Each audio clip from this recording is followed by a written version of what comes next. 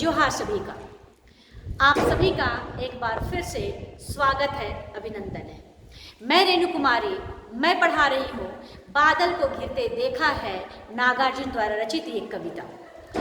इस कविता में मैं बहुत सारी चीज़ें बता चुकी हूँ, पढ़ा भी चुकी हूँ, लेकिन आज जो मैं पढ़ाने वाली हूँ वो है कस्तूरी मृग के विषय में। इस पाठ में कस्तूरी मृग का वर्णन किया गया है कि किस प्रकार से वो हजारों हजार फीट ऊंचाई पर वो इधर से उधर एक बहुत ही सुगंधित चीज को खोजते हैं।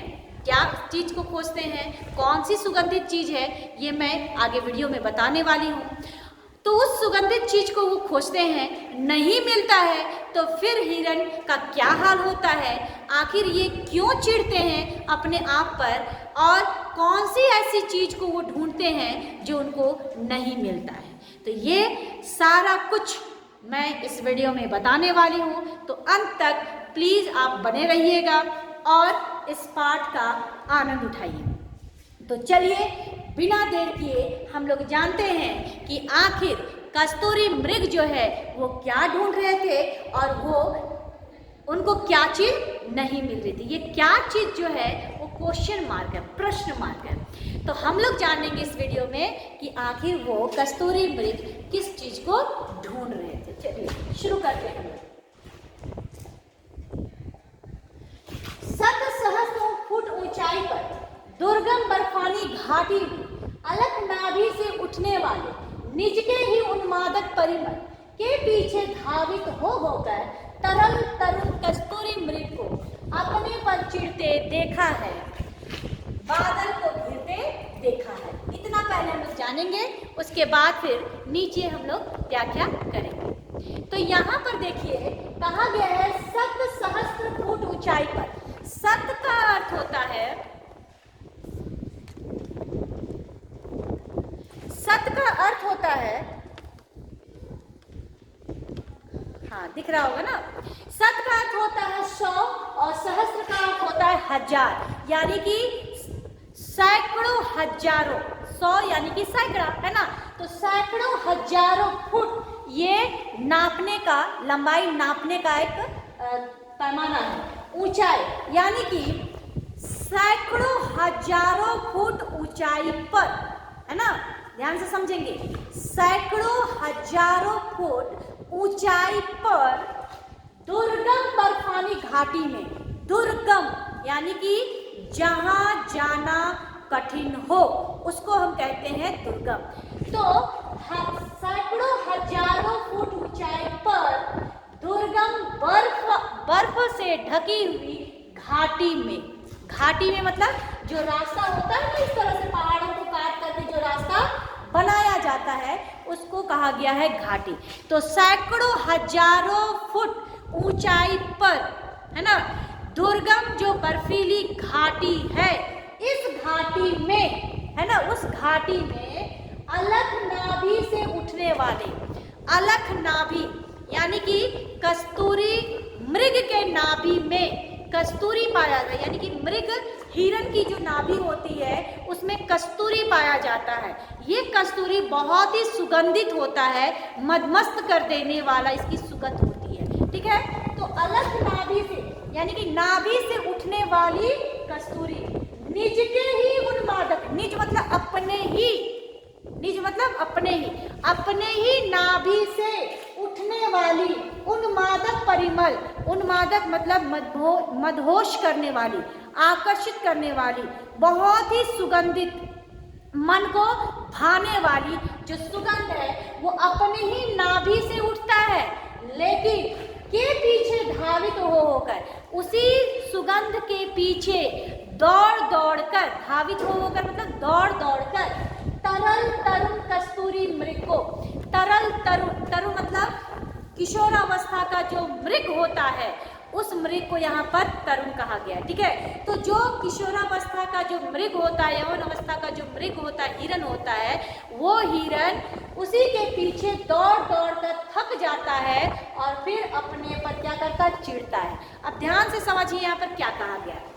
यहाँ पर क्या होता है, हम लोग सभी जानते हैं कि जो पहाड़ है हमको जाना है तो इसी पहाड़ को काट करके रास्ता बनाया जाता है ना। घाटी की तरह गोल गोल हम लोग घूम करके एक बार ऊपर चढ़ते हैं और फिर उसी से गोल गोल घूम करके नीचे आते हैं, तब हम पहाड़ के उस पर जा पाते हैं। तो यहाँ पर इसी घाटियों का वर्णन किया गया है कि सैकड़ों हजारों फुट ऊंचाई पर दुर्गम बर्फीली जो घाटी है जहाँ जाना कठिन है, उन घाटियों पर जो यौवन अवस्था में मृग होते हैं, यानी कि जो किशोर अवस्था में मृग है, यानी कि किशोर अवस्था में जो मृग होते हैं, यानी कि जवान जो मृग होते हैं, हिरन होते हैं, वो हिरन के अपने ही नाभि से सुगंधित जो कस्तूरी है वो उसको सुगंध आ रहा है, लेकिन वो इस बात से अनजान है। जब उसको सुगंध आता है, उनके नाक पर सुगंधित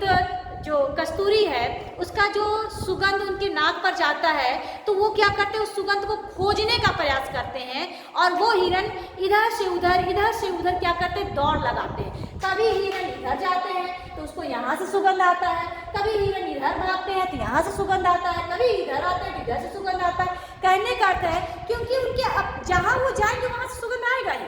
क्यों?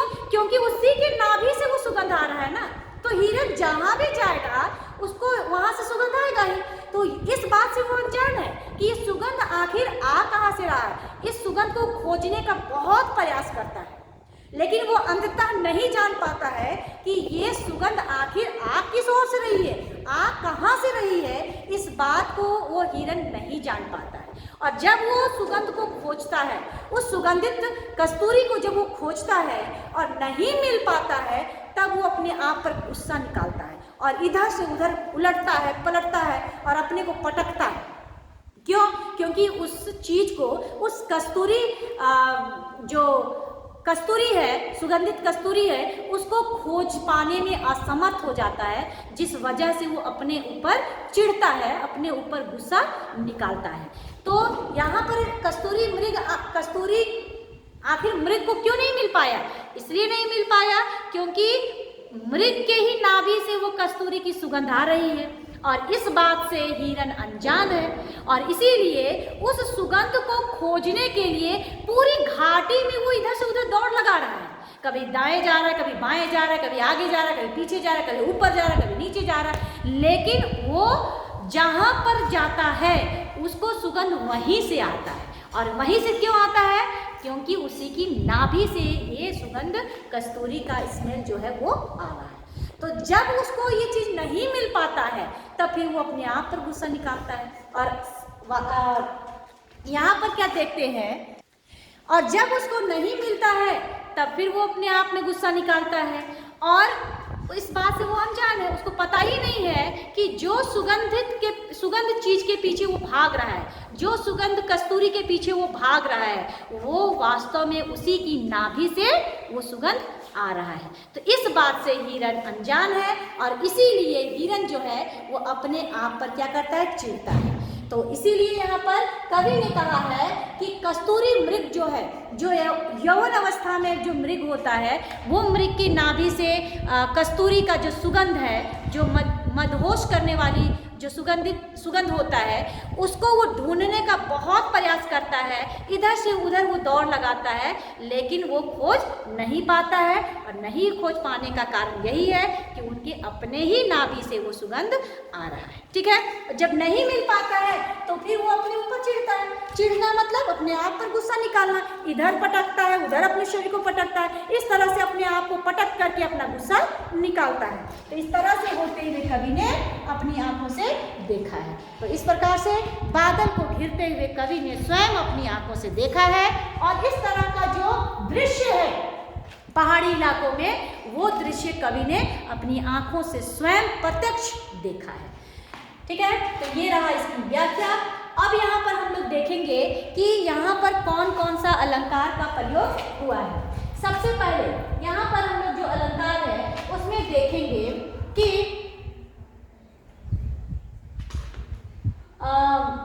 यहाँ पर हो होकर है ना, हो होकर जो है एक ही शब्द की आवृत्ति हुई है, इसलिए यहाँ पर पुनरुक्ति प्रकाश अलंकार, बार बार इस अलंकार का प्रयोग मैं बता रही हूँ। तो अब आपको अच्छे से समझ में आ जाना चाहिए कि पुनरुक्ति प्रकाश अलंकार क्या है। ठीक है, उसके बाद तरल तरुण, यहाँ पर त वर्ण की आवृत्ति हुई है, इसलिए यहाँ पर अनुप्रास अलंकार है। तो इस प्रकार से अलंकार यहाँ पर दो प्रयोग हुआ है। फिर यहाँ पर खड़ी बोली हिंदी का प्रयोग हुआ है, तत्सम शब्दों की प्रधानता है, छंद मुक्त कविता है, तत्सम प्रधान शब्दों की प्रधानता है इस पूरी कविता में। ठीक है, अब अगला जो नेक्स्ट वीडियो होगा हमारा वो इससे नीचे कहाँ गए गणपति कुबेरवा, इसका हम लोग सप्रसंग व्याख्या करेंगे। अगर आप हमारे वीडियो से खुश हैं, आपको पढ़ाई समझ में आ रही है, तो प्लीज़ हमारी वीडियो को सब्सक्राइब करिए, एक लाइक करिए और अपने दोस्तों में शेयर जरूर करिए। धन्यवाद।